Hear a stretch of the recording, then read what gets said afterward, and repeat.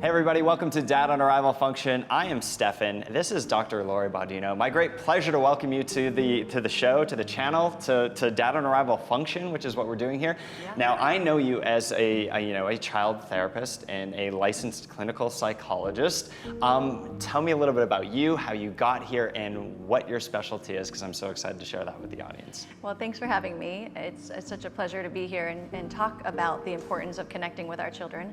And I am a licensed clinical psychologist here in California. I'm in Los Angeles, and I specialize with children, and I also work with parents and siblings.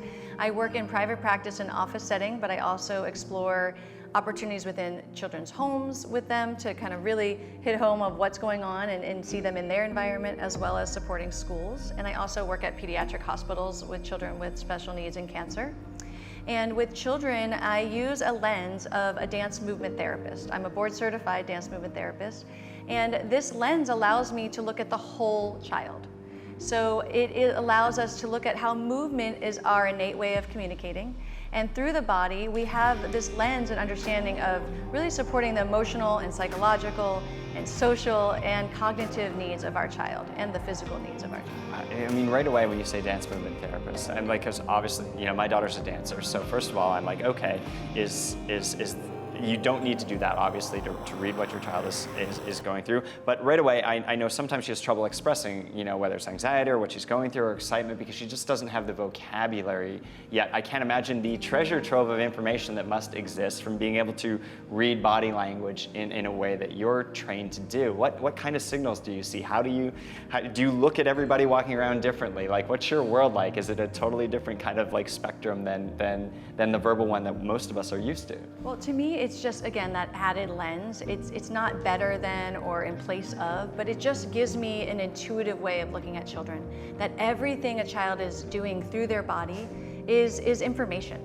And it allows us to slow down, it allows us to be authentic and realize our own body communication, and it's our way of being healthy. So rather than just sitting and talking to someone, especially with children, I'm using movement as a way to connect. So I'm seeing that the nonverbal communication is equally as important as the language, sometimes even more important. I was going to say, for kids especially, when they have trouble telling us what's going on with them, I would assume you've got to have a wealth of information coming in just in terms of how they're moving around and what they're doing. And I'm so excited to not only learn this for myself, but to be able to help the Dad on Arrival audience learn how to better read what's happening with their child. And also, it's about having a lens or this expansive way of looking at health and integration. And so we know that all these differentiated parts of our body work together to help us move and engage and be healthy. And the same thing, our movements, how we move every day is impacting and connected to our emotions. We have this parallel process, how we're feeling and how we're moving. And when we understand each other, parent and child dynamic, teacher and child, doctor and child, right? Then we have a better understanding of one another, and we have some extra resources and tools to engage one another. Are there flags, easy flags, tip flags? What's one thing we can try and give to our audience today that's okay, if your child is doing this, it means that, given that obviously every child is different and everybody functions differently, but are there things that we can look out for? There are things that are obvious to you after reading these things in terms of, my child is doing this and it means X? Yeah, to me, one of the ways I break it down is into these polarities. So we look at chaos or rigidity in the body. Anytime there's chaos or rigidity, we know that there's a disrupt. There's a challenge going on. And when we are in a calm, alert, relaxed place, our best selves, there's integration. There's this fluidity in our movement. And so when you see these patterns in your child, if you see any of those extremes, not necessarily just the words you hear or the label you've decided or anyone's placed on your child, it's really looking at, hey, how they're moving today is very rigid, quick, direct, strong, it's repetitive, it's tight, right? So what does that look like? And is that typical of how they are? Maybe you have a child that's always like that, right? And that's okay. But if there's a shift, if that's not their norm, then that gives us information. And the same thing the opposite way. If you have a child that's fluid and engaged and just, just seems like Flowy. full of life, like very childlike, like most of our children are childlike, then you see this chaos, right? You see this like whirling dervish, this spinning, this like asymmetry. You see the timing shift. You see like real sustainment, like they're just drifting around. You can't even like grasp them. Then you might be like, that's not their norm. Something else is going on. And just that begins the curiosity and the exploration of saying, hey, I can see that something else is different here. And we don't need to judge it. We don't need to say that different means bad.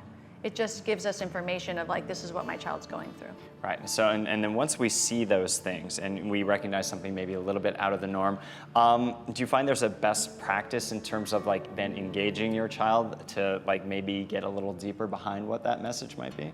Yeah, so in dance movement therapy, we look at patterns. So we look at like how consistent is it happening, the frequency, duration, and even as psychologists, that's what we're looking at in terms of a diagnosis. We look at like how frequent it is, how consistent, how the duration of it, how long does it last, yeah? And so we always want to look at these patterns and just start to acknowledge patterns, start to either take notes for yourself or bring it up with your children. I'm noticing this. Maybe even try it on in yourself to see what that movement looked like. And ultimately, I think kind of one way of looking at it is like we want to join our children first in order for them to come out of it and to feel seen and to feel safe. So we think about how do I get our child to feel safe and supported in this moment? And then we can look at kind of climbing up the brain and into See like what's going talking and rational thinking. Nice. Well, I'm going to cheat a little bit here because we did shoot a podcast earlier. So if you want the long form version of this conversation, you can check out the pod. But you did mention there calling out like almost the obvious then as a way to get into those things. Like, hey, I noticed you're, dancing really rigidly over in here, or I noticed you walking up the stairs, or I noticed you like, twirling your hair as a way to like get behind what those physical cues may actually be. Yeah, yes, so it could be just saying what you're seeing, so it brings them into the here and now. You also can use, I call them sensory superpowers. It's actually something I teach children to do or explore with children, but we can use our senses. And these senses are our superpowers. We have the ability to see, we have the ability to hear and taste and smell and touch, right? And we all have them to different degrees, right? Sometimes our hearing's not as well as it used to be.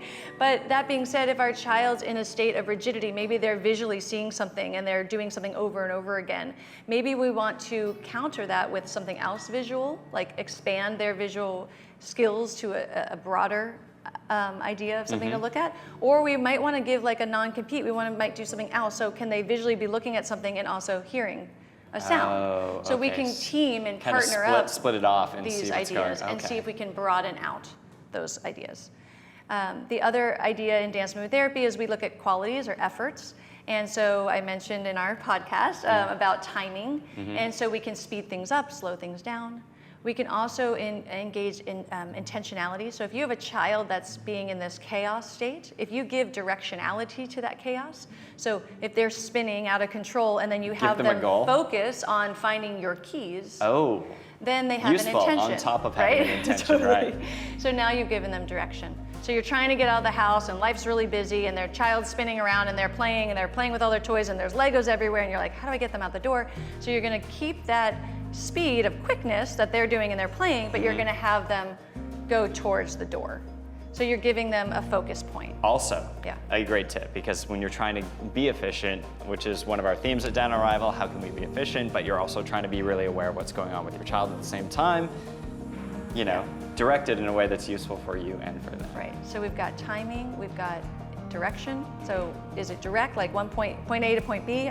We see it as a dance movement therapist, see it as like the East Coaster. I'm from the East Coast, like we got it somewhere to Let's go. We got to get it done. Exactly. Or the West Coast. I'm out here too. But so it's like, can you be like popping bubbles? Can you see lots of things at one time? Our teachers are very indirect. They get to like explore lots of kids at one time. So you can use direction to help guide your child. And then the other one we talk about is weight. So is it that we can be heavy or strong or push through something or very light and airy, right? So these qualities can be used when we're engaging with our child. So if you have a child that's being very rigid and they're like, I have to do it this way, And then you add in strength, and they have to do it, and they have to put some force behind what they're doing or pushing through it. Now we've got, again, some more qualities that the child can engage with and expand what they're doing. So it's not just like this one way of This doing one thing. Wow, I feel like I could talk about this for like hours and hours and hours, but if you want the long form version of this, of course, you can check out the pod, which was, the long form version of this. Even this like 5-minute chat, I'm gonna have to go back and like take notes and all these useful tips and tools that we're talking about right now. I can't thank you enough for starting this journey with us and for sharing your knowledge, and I am really excited to learn more. So thank you so much for being here. Thanks for having me.